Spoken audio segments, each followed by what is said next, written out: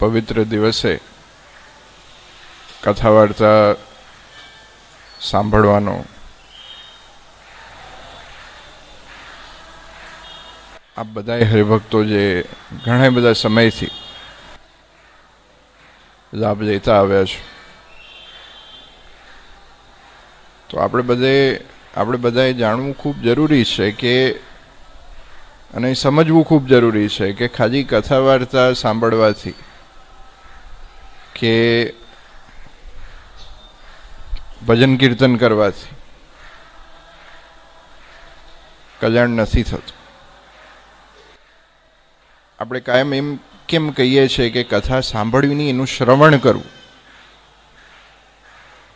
એ ખૂબ જરૂરી છે. કારણ કે અંતરમાં જ્યાં સુધી ના ઉતરે ત્યાં સુધી ગમે એટલી કથા સાંભળશું તો એ અંતરમાં જ્યાં સુધી નહીં ઉતરે ત્યાં સુધી એનો ફાયદો નહીં થાય.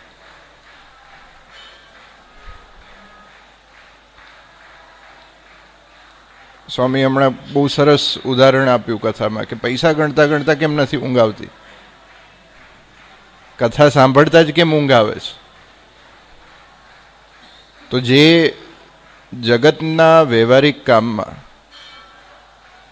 જગતના જે આપણા જે ધંધા નોકરીના કામ હોય એમાં માણસની પ્રકૃતિ હોય છે કે એમાં આપણે વધારે ધ્યાન દઈને, વધારે મહેનતથી, વધારે લગનથી આપણું 100% આપતા હોઈએ છીએ. એટલી ને એટલી મહેનત અને લગન આપણે સારા હરિભગત થવામાં પણ રાખવી. અને એનું જો કોઈ પહેલું પગલું હોય તો એ માણસાઈ છે.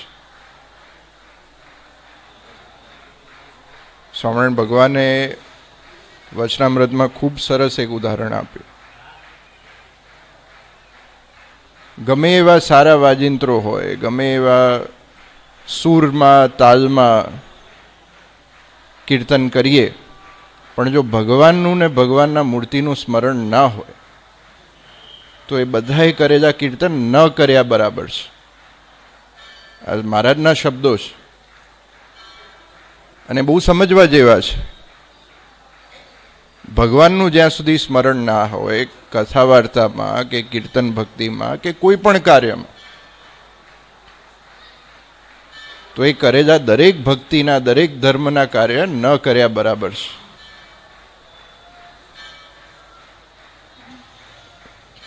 કાયમ વડીલ સંતો હોય કે વડીલો હોય કાયમ કહેતા હોય, અને અમે તો નાનપણથી સાંભળતા આવ્યા છીએ, મોટા બાપજી હોય, મહારાષ્ટ્રી હોય, કાયમ કે ભાવથી કરેલી એક માળા 100 માળા કર્યા બરાબર છે.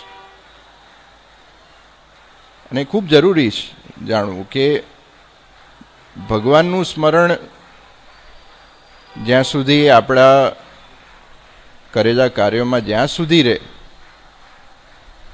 એટલું જ કાર્ય એનું ફળ આપણને મળે છે. બીજી બધી કરેલી માળાઓ કે બધા ગાયેલા કીર્તનો વ્યર્થ છે જો આપણે ભગવાનનું સ્મરણ ના કરીએ તો. આજે પૂનમના પવિત્ર દિવસે, નવા વર્ષની પહેલી પૂનમ, અને ઘણી મોટી સંખ્યામાં જ્યારે હરિભક્તો ઉપસ્થિત છે, અને ખાસ કરીને ભરતભાઈને એમના પરિવારે ખૂબ સરસ લાભ પહેલી નવા વર્ષની પૂનમનો લીધો છે.